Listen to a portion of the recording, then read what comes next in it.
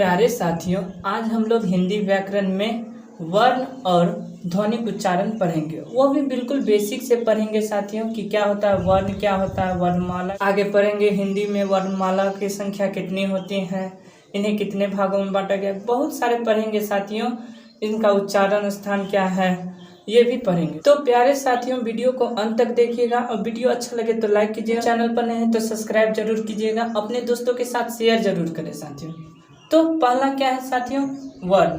वर्ण क्या होता है? वर्ण उस मूल ध्वनि को कहते हैं जिसके खंड या टुकड़े नहीं हो सकते।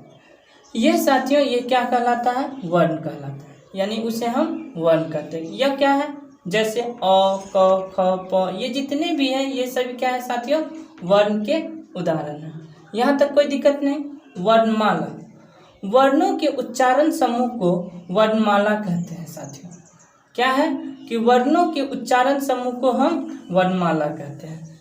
वर्णमाला में देखिए साथियों, हिंदी वर्णमाला में कुल कितने वर्ण हैं? तो 46। कितने हैं? 46। याद रख लीजिएगा, क्वेश्चन में बार बार ऑब्जेक्टिव में पूछे जाते हैं साथियों कि हिंदी में वर्णमालाओं की संख्या कुल कितनी होते हैं? तो 46। यहाँ तक कोई दिक्कत नहीं। आगे इन वर्णों को दो भागों में बांटा गया है। पहला कौन है? स्वर, और दूसरा क्या है? व्यंजन। स्वर वर्ण क्या होता है साथियों? स्वर उस वर्णों को कहते हैं जिसका उच्चारण स्वतः होता है, यानी कि वह स्वतंत्र होता है। हिंदी में स्वर वर्णों की संख्या कुल कितना है साथियों? 11, जो इस प्रकार है। पहला क्या है? ह्रस्व स्वर। इसमें क्या आता है? अ, ई, उ, री। दीर्घ स्वर में क्या आता है? आ, ई, उ। उसके बाद क्या होता है? तीसरा संयुक्त स्वर, ए, ऐ, ओ, औ। ये जितने भी है सारे साथियों, इन सभी को आप लोगों को रट लेना होगा, क्योंकि इसी से ऑब्जेक्टिव के क्वेश्चन बनाए जाते हैं। जैसे पूछ लेगा कि आपको कि हिंदी में स्वर वर्णों की संख्या कुल कितना होता है? तो 11।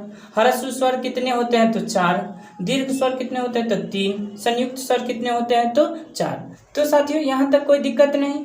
तो इसे कॉपी में नोट डाउन कर लीजिएगा साथियों, ताकि एग्जाम टाइम में एक बार इसे रिवीजन कर लीजिएगा, तो जितने भी इससे संबंधित ऑब्जेक्टिव के प्रश्न होंगे वो सभी आप सही बना के आइए। तो बढ़ते हैं आगे। दूसरा व्यंजन वर्ण। व्यंजन वर्ण वे हैं जिनका उच्चारण स्वर्ण वर्णों की सहायता से होता है। मतलब क्या है साथियों कि व्यंजन जितने भी हैं उनका उच्चारण जो है स्वर्ण वर्णों की सहायता से होता है। प्रत्येक व्यंजन के उच्चारण में अ की ध्वनि छिपी रहती है। जैसे देखिए साथियों, क, अ उच्चारण है। जैसे ख अ का उच्चारण है। हिंदी में व्यंजन वर्णों की संख्या कुल कितना है साथियों?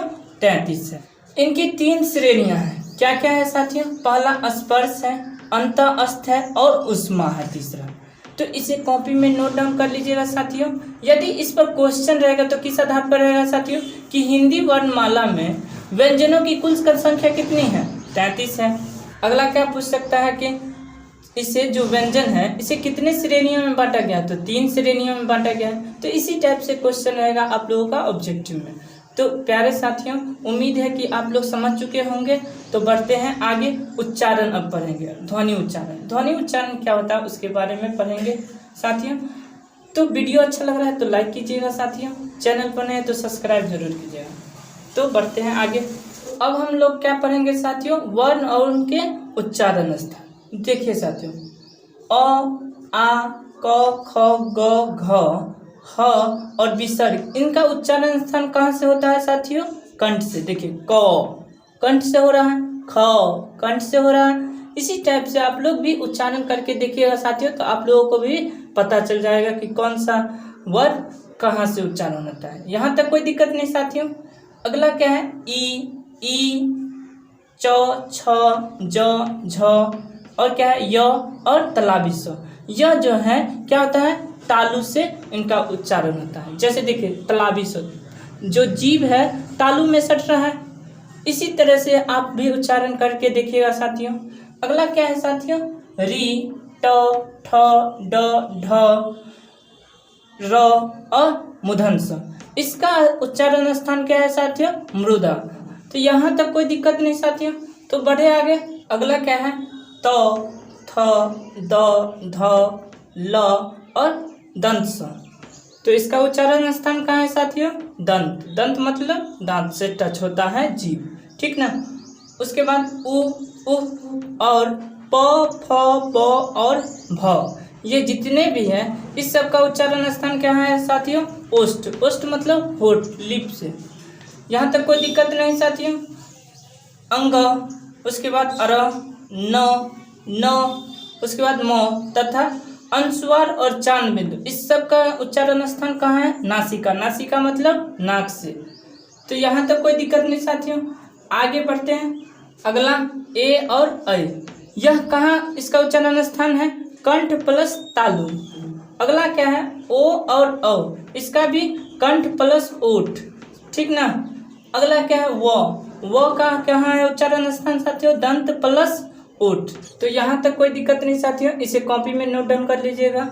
और क्योंकि बोर्ड एग्जाम में बार बार इसी से प्रश्न पूछे जाते हैं साथियों, उच्चारण से ही संबंधित, तो इसीलिए साथियों इसे कॉपी में नोट डाउन जरूर कीजिएगा। वीडियो अच्छा लगे तो लाइक कीजिएगा, चैनल पर नहीं तो सब्सक्राइब जरूर कीजिएगा।